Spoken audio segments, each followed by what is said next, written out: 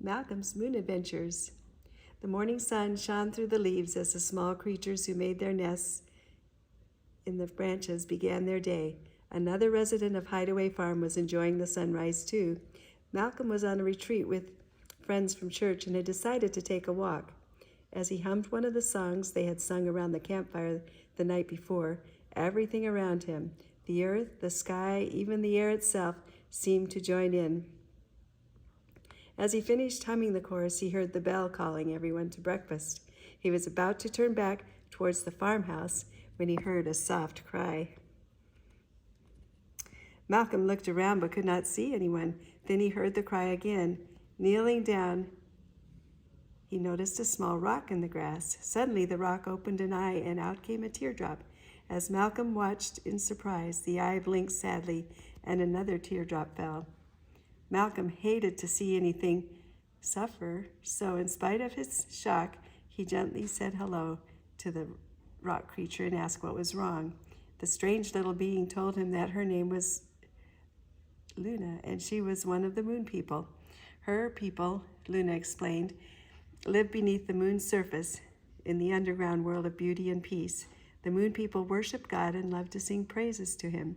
In fact, Luna and her friends had come to Earth in order to hear the singing at the Hideaway Farm retreat, but she had gotten so caught up in listening that she had lost track of time.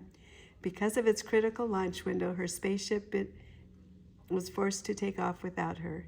And now, Luna said with a sob, I've been left stranded here. Malcolm was amazed at an alien being here on Earth and telling him that her people loved praise music. Malcolm was determined to help Luna get back home, but first he decided that he needed to get her to a safe place and asked if he might pick her up. As he held Luna's slight weight in his hand and carried her back to the farmhouse, a unique friendship was begun. Now Malcolm's dream to help Luna return to the moon was not nearly as impossible as you might think.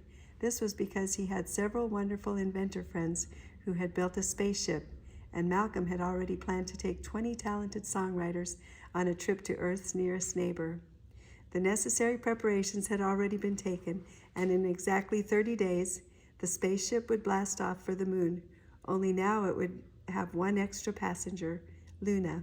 In the meantime, Malcolm cleared a spot for her on his windowsill where she could look up in the sky each night and see her distant home.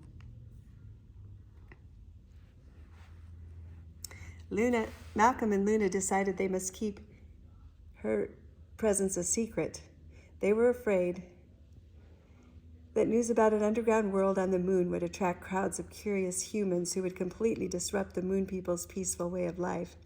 Each day, they waited for the departure, and each day Luna told Malcolm more about herself and her world. He was astonished at their sense of togetherness.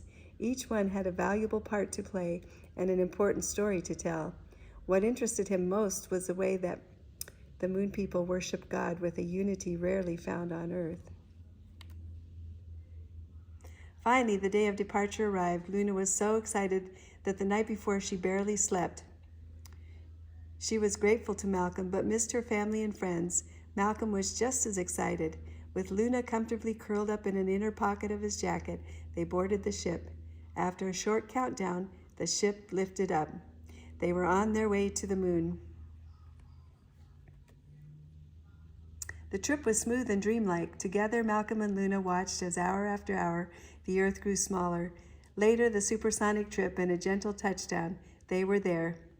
Everyone donned spacesuits and helmets before leaving the ship.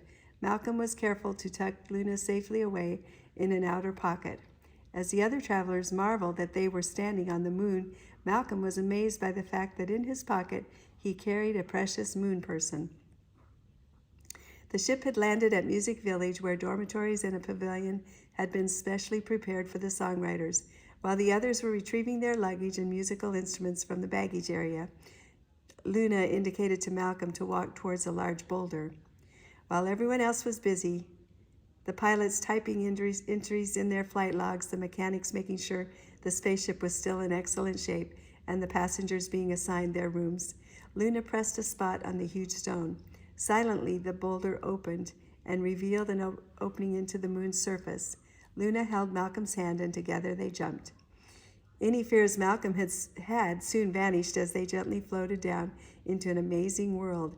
They passed floating gardens, cascading waterfalls, and strange, beautiful birds that glided by on giant wings.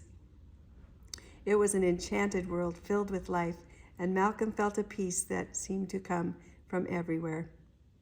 When they finally reached the bottom, Malcolm carefully set Luna down. She was finally back on her native soil. After he had a chance to look around a bit, Luna brought Malcolm over to a large screen and explained that here moon people could observe important events on Earth.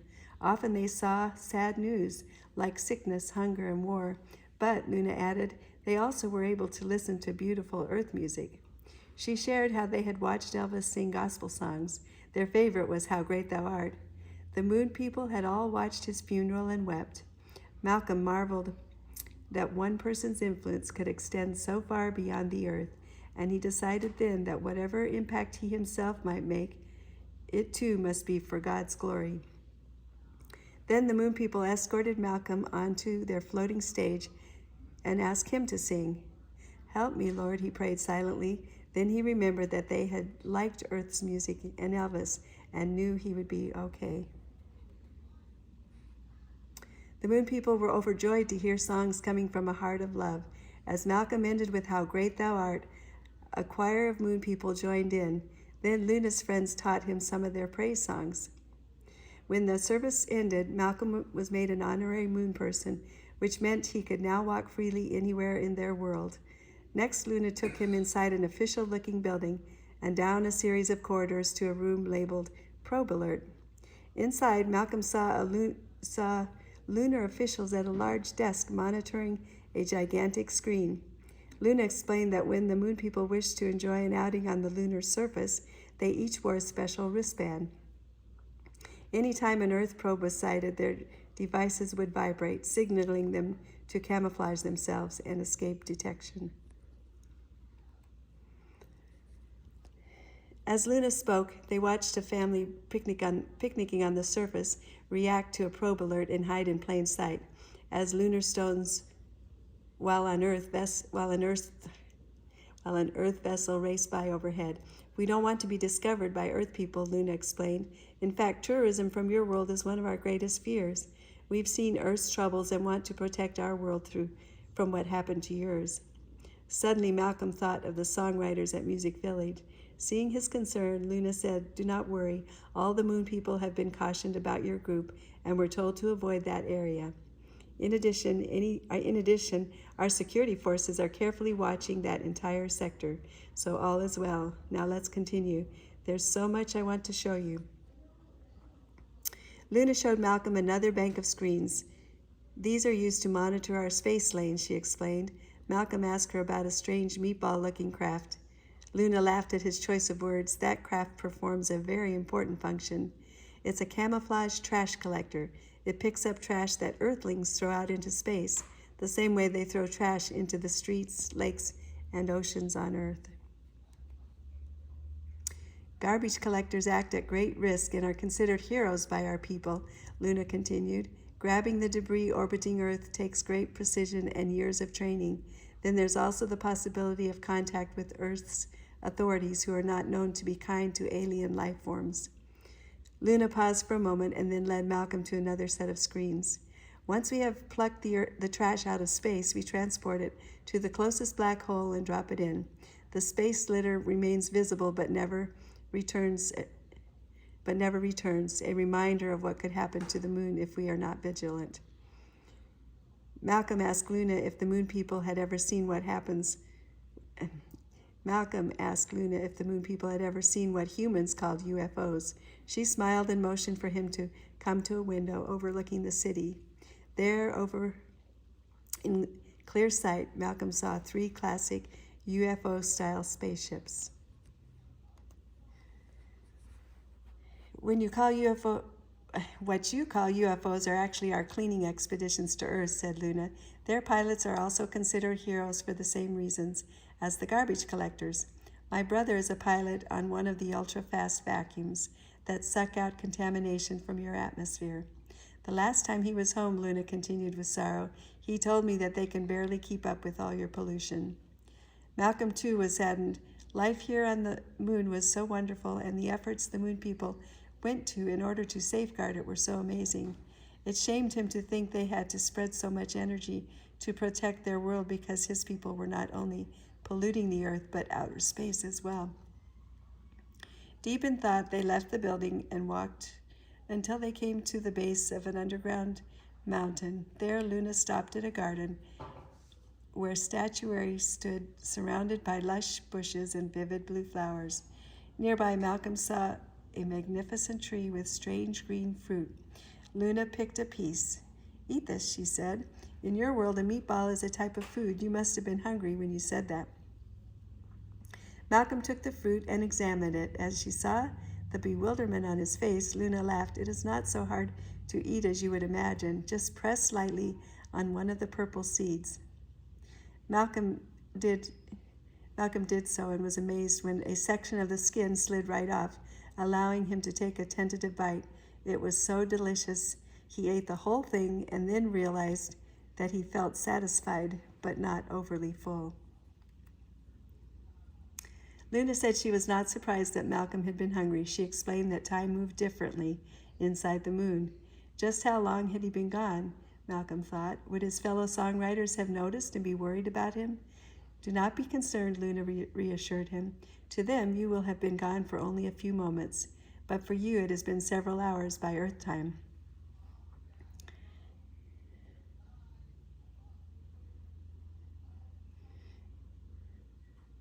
That is why you were hungry. You will not be tired, though. Our food supplies not only nourishment, but also energy and strength. Luna said she was not surprised that Malcolm had been hungry. She explained that time moved differently inside the moon. Just how long had he been gone? Malcolm thought. Would his fellow songwriters have noticed and be worried about him? "Do not be concerned," Luna reassured him. To them, you will have been gone for only a few moments. Our food supplies not only nourishment, but also energy and strength.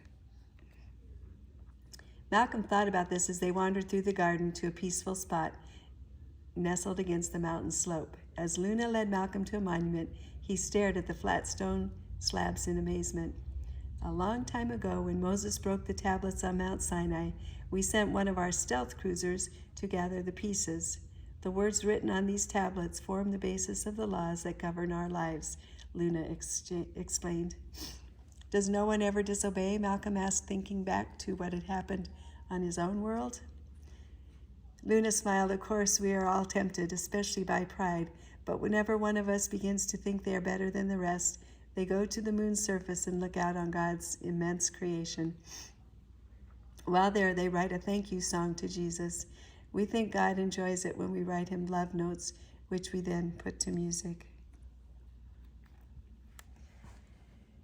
Hearing Luna talk about these important issues gave Malcolm a new perspective and challenged his thinking in ways he had never experienced on Earth. Next, Malcolm and Luna left the garden and approached a portion of the path where hundreds of moon people were gathered. Each one had a hand on a neighbor's shoulder. Quiet music filled the air around him, and he realized that they all were singing the same gentle song. Luna paused. "Please wait for me here," she said, and slipped silently to the side of the nearest singer. Although he could not understand the words, Malcolm could sense the love and compassion in the song and let the feelings wash over him. After some time, Luna rejoined Malcolm. Smiling, she wiped a tear from her eye and led him a short ways from the group. "When pain enters our hearts," she explained, "we share it. We reach out with touch and in love and song. We cannot erase the pain, but by sharing it, we are able to ease the suffering and become one." Malcolm grasped the concept intellectually, but Luna could see he did not fully understand. "Let me show you." She hopped up on his arm, placed her hands on his shoulder, and began singing. As she sang, immense peace and love wrapped all around him. "What is that I'm feeling?" thought Malcolm. "You are feeling the oneness of our people," came Luna's answer in thoughts, not spoken words. "Do you not have this experience with your own kind?" "Only rarely," Malcolm answered, "and never this complete." My people take the time to listen with our eyes and see with our hearts. You could do this on earth, but it would take courage. Courage, Malcolm wondered. Yes, it takes great courage to truly open up your heart to someone. The more different they are, the more courage is needed, but also the greater the reward.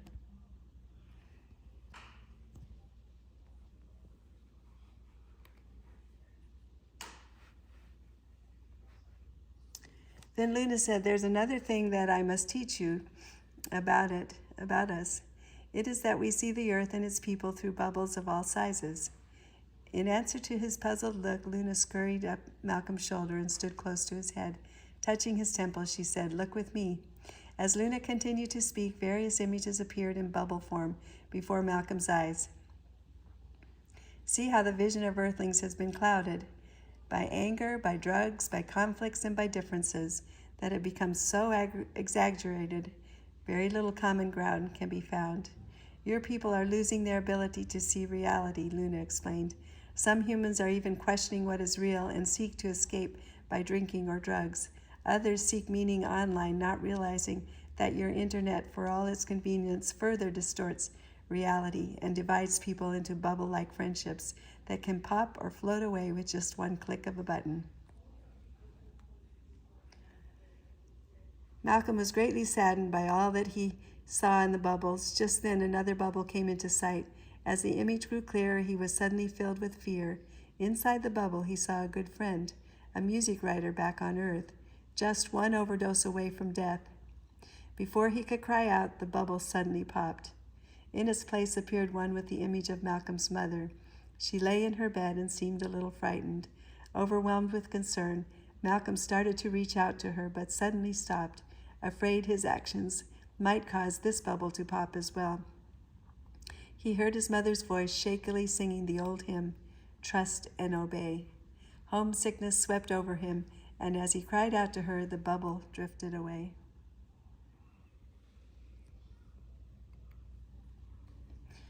Malcolm had not realized his eyes were closed. As he opened them, he brushed away a tear. He knew the time had come to leave the paradise of the Moon People and to go back to the other songwriters and then back to Earth. He vowed to remember all that he had seen in Luna's world, but also knew he must keep it a carefully guarded secret. Malcolm explained his need to reunite with the others, and Luna led him on the return path back through the gardens to the Moon People's city. Once there, Malcolm retrieved his spacesuit and helmet. Then together they headed back towards the surface. The time had come to say goodbye. Malcolm thanked Luna for all she had shared and promised he would safeguard her people's secrets. Then Luna directed him stand in a certain spot, one which looked to him just like any other section of the underground passage.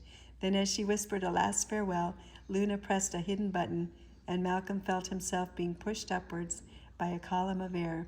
Within moments, he was standing next to the rock where his adventure had begun. Remembering that the spaceship would be on the other side, Malcolm casually strolled out to rejoin the others. Just as Luna had said, the others thought he had only lagged behind for a few moments, and they teased him for being slow.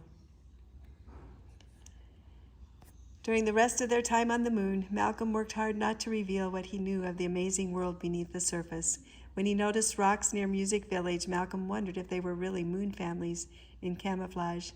But the hardest part was how much he missed his new friend. Soon the day of the return trip to Earth arrived. Music Village was emptied of musicians and gear. The spaceship was prepped and ready to go. With everyone strapped into their seats, all was set to launch back into orbit. As they lifted off, Malcolm was surprised how quickly the moon shrank into the blackness of space. He would miss Luna, but he smiled at the thought that she was safely back with her people. His smile grew wider at the thought of lunar fruit that Luna had given him just before he had left. At least he had this souvenir of his trip.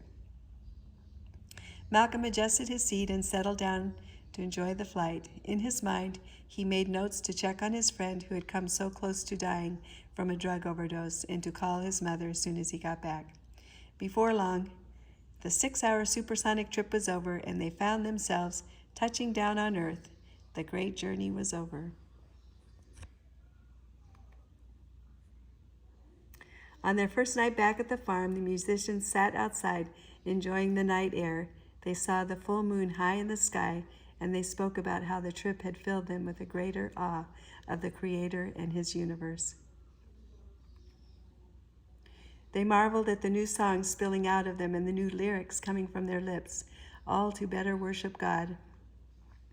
Malcolm knew that their experience of God's vast creation would help them stay humble, just as it did for the moon people. Reaching into his pocket, Malcolm took out his moon fruit and passed the peeled pieces around.